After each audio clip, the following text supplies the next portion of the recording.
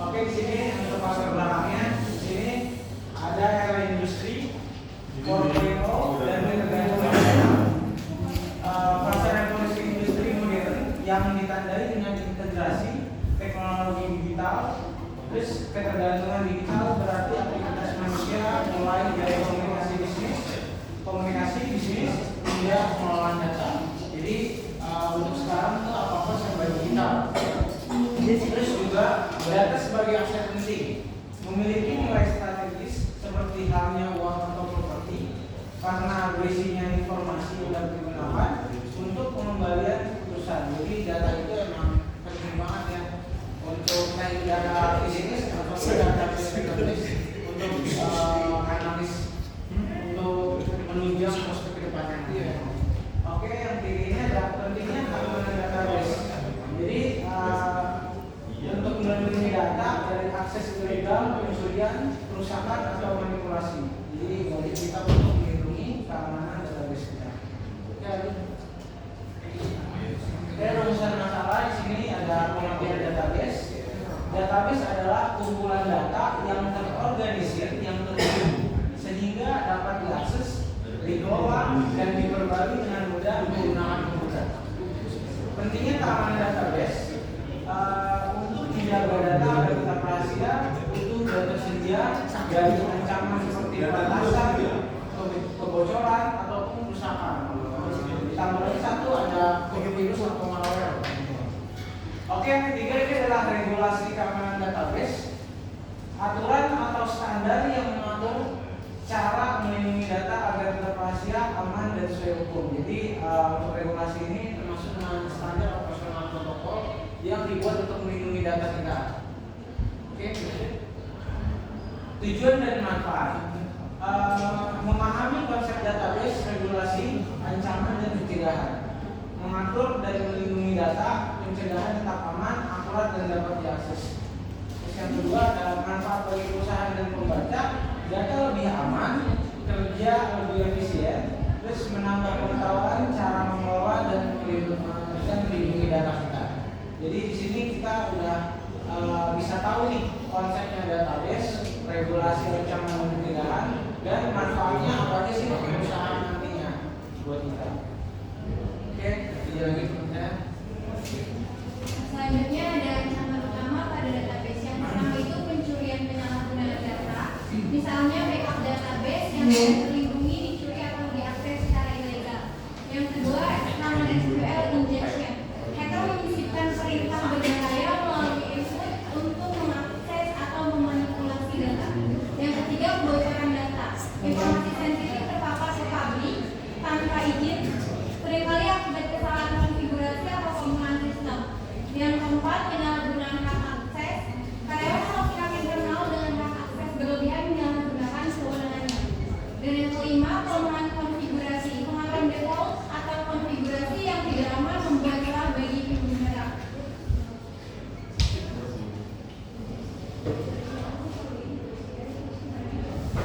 Konsep database security. Yang pertama ada definisi database.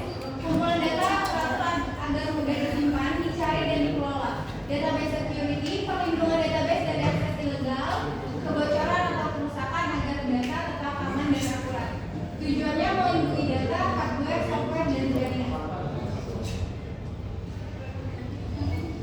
Selanjutnya ada database management system atau DBMS. Pengertian DBMS itu perangkat lunak yang menyimpan, mengelola, dan mengakses database secara mudah dan aman.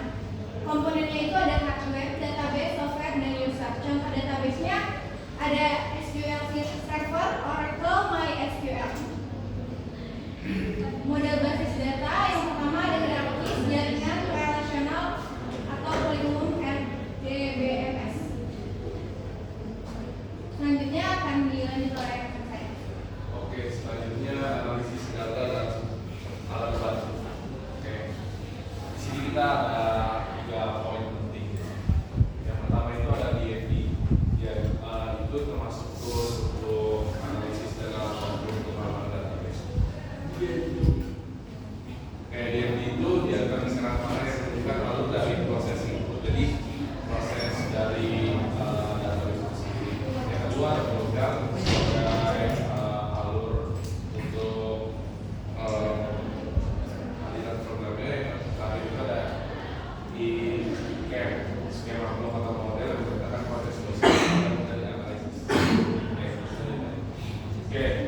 Selanjutnya poinnya adalah dimensi keamanan data. Oke. Pada dimensi ini ada 3 poin yang perlu diingat. Yang pertama itu rahasia. Rahasia itu berarti data tetap rahasia dan tidak bisa diakses oleh siapapun, bahkan untuk pemilik database itu sendiri, terutama pada hal-hal yang bersifat kredensial. Lalu yang kedua, integrity. Data tetap asli dan tidak berubah. Nah, ini penting banget nih buat di database, terutama kayak data transaksi itu nggak boleh ada perubahan dan harus sama dari awal sampai akhir. Lalu yang ketiga itu ada ketersediaan. Data ini harus selalu tersedia karena data ini suatu komponen penting ya yang selalu dipakai pada aplikasi atau service lainnya. Selanjutnya ada studi kasus perusahaan. Pertama itu profil SPBU Pemikiran PT Sirat Produks. Nah, di sini itu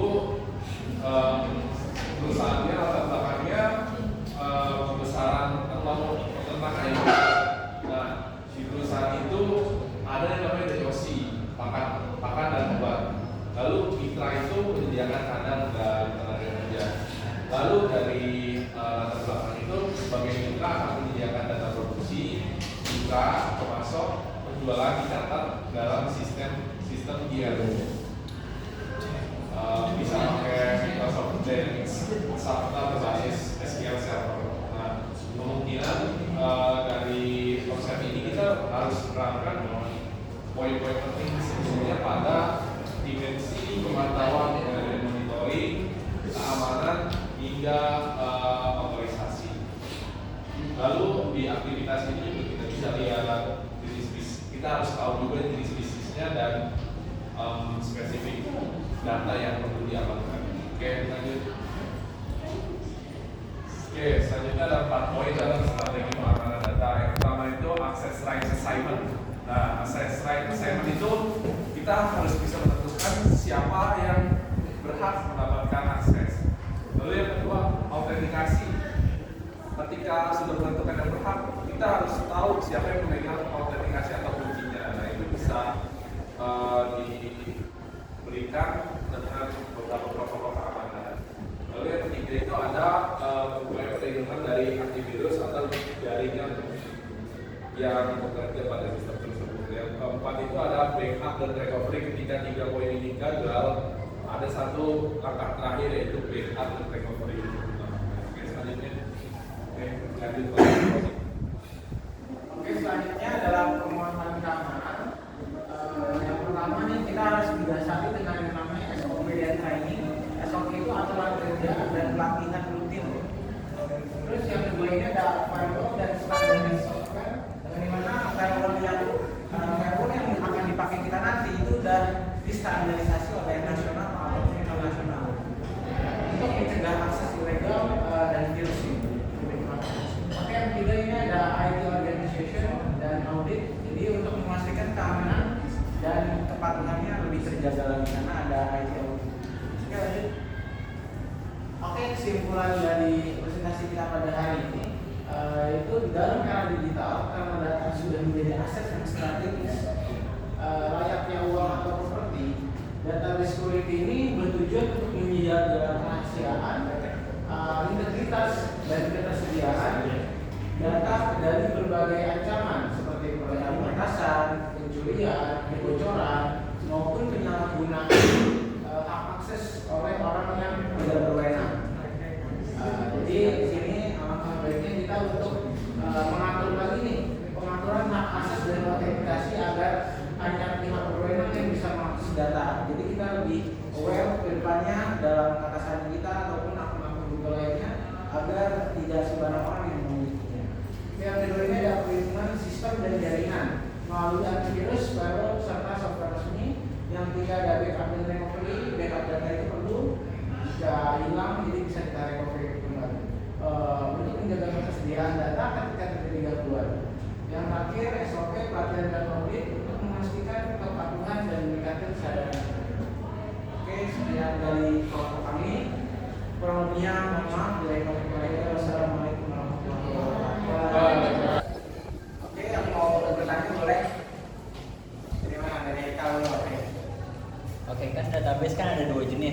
database centralized sama decentralized. Kira-kira tuh database mana yang paling aman? Oke.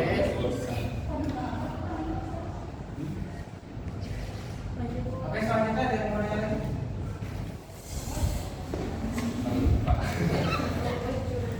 Ya, kalau misalkan kita tidak membackup data, nah apakah ada cara untuk bisa mengembalikan data itu tersebut? Gimana caranya kalau bisa?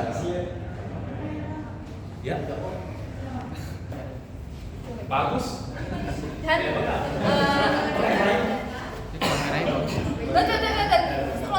kan tadi disebutin ada 5 ancaman kan. Salah satunya data bocornya data. Nah, dari kelima itu mana yang lebih rentan ancamannya, yang lebih sulit buat di Yang high threat kali, ya, macam kali. Yang pertama pertanyaan dari legal terkait database itu kan ada dua, centralized dan decentralized.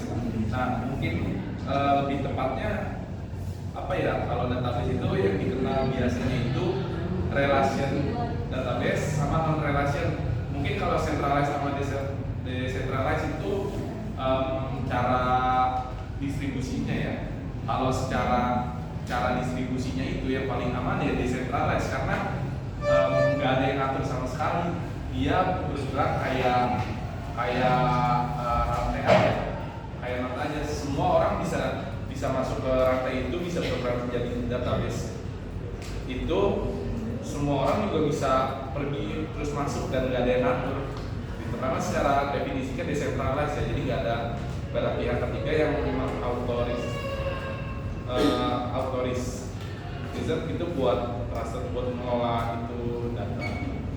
Jadi dari pertanyaannya mungkin dari secara sistem distribusinya yang paling aman itu database decentralized gitu. Karena dia nggak ada yang ngatur, benar-benar komunitas yang menggerakkan. Kalau centralized itu ada yang mengelolanya, itu sih paling. Oke, saya akan menjawab pertanyaan yang kedua dari Raja. Kalau tidak ada backup data, apakah data bisa kembali jika ada insiden? Setahu saya ini sih jarang terjadi, tapi saya baru menemukan satu perangkat yang mungkin dia bisa kembali lagi. Itu ada di Huawei. Huawei ini tanpa di backup datanya, walaupun kena ransomware, dia akan balik lagi sih. Setahu saya baru temuin satu ya. Tapi misalnya di perangkat lain kayaknya belum bisa. Nanti tergantung perangkat. Betul. Tergantung fitur yang kita punya sih. Kalau di Huawei sekarang udah ada mau dari server atau aplikasi. Kalau di Huawei. Terima kasih. Oke, selanjutnya pertanyaan yang terakhir dari Putri ya. Dari 5 poin ancaman ini, mana yang paling berbahaya dan sulit dideteksi ya?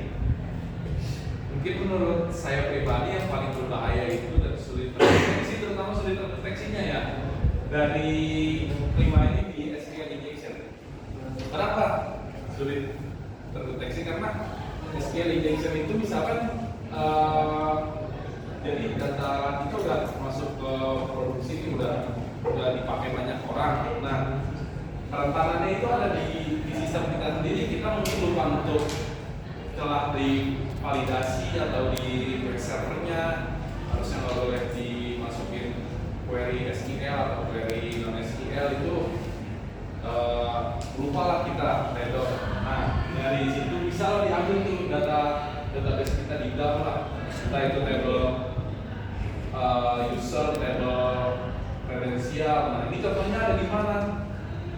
Pasti banyak yang dengar sekarang yang kasus ini database polisi dijual ya, biota ya. Nah itu sih, itu asalnya dari apa namanya SQL injection. Atau yang paling dekat di mana ya, banyak sih, terutama dari sistem pemerintah gitu, karena itu paling bahaya dan juga paling jangan awal, karena hal hal dari diri kita sendiri yang punya sistem nggak berguna, ya terus aja di open source datanya dari kelompok. Nah, oke mungkin karena